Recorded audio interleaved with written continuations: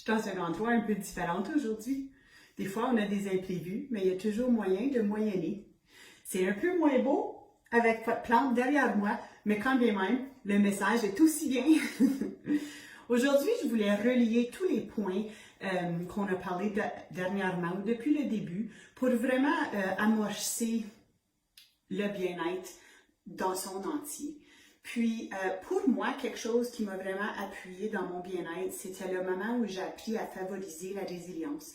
C'est où j'ai pris un atelier pour devenir conférencière au sujet de la résilience, plus spécifiquement RERO, Reaching In, Reaching Out.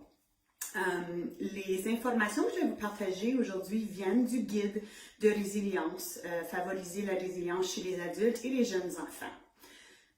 J'ai choisi de prendre cet extrait parce que je crois que quand on comprend bien nos émotions et on voit la relation entre nos pensées et nos émotions, on peut s'offrir une autocompassion, on peut offrir de l'empathie aux enfants, on peut lâcher prise, on peut s'offrir plusieurs choses. Fait que je vais vous mettre le lien dans les commentaires en bas, mais je vais prendre un petit moment pour vous en parler quand bien même. Les émotions clés. Si on commence avec l'anxiété, quand on a l'émotion d'anxiété, c'est une menace future. L'anxiété, des fois, ça a sa place. Lorsque je vais offrir une conférence, j'ai un peu d'anxiété, mais ça m'alloue à me préparer. Si mon anxiété continue tout au long de la conférence et après, c'est parce que je crois qu'il y a une menace future. La colère.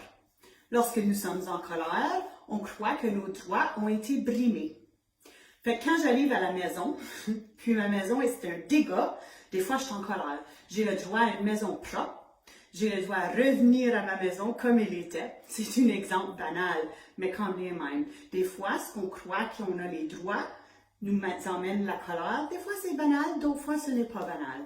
Mais peu importe, lorsque nous sommes en colère, c'est parce qu'on croit que nos droits ont été brimés. La culpabilité. Ça, c'est où on pense qu'on a brimé les droits des autres. On se sent coupable lorsqu'on brime le droit de l'autre.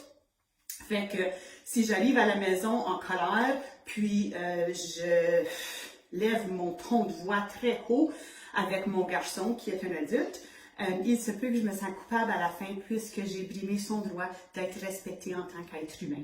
Je peux quand bien même l'approcher, mais crier, c'est pas nécessaire. La tristesse. La tristesse surmonte lorsque nous avons une perte réelle. Une perte réelle peut être lorsque les enfants déménagent de la maison ou quelque chose de plus grand comme la mort d'un de nos proches. La dépression.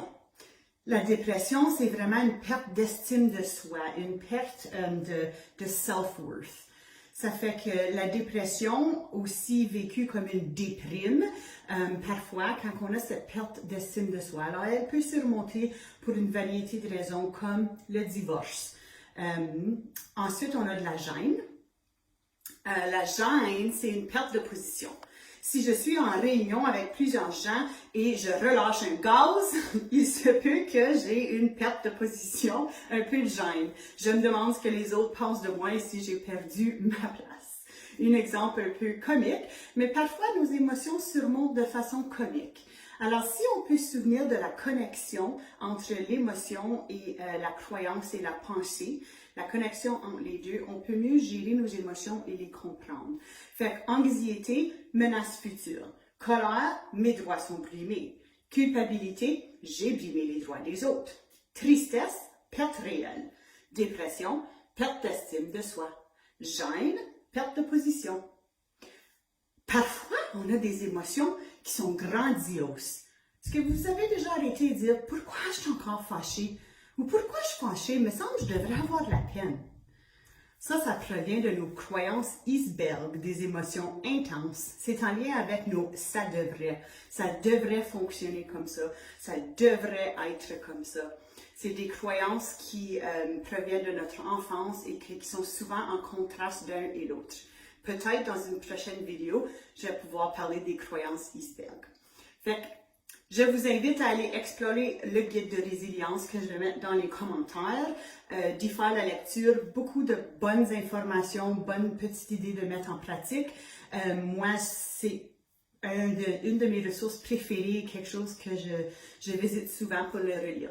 Fait que bonne lecture, bonne exploration et souvenez-vous, la prochaine fois qu'une émotion surmonte, il y a un petit lien. Allez le voir!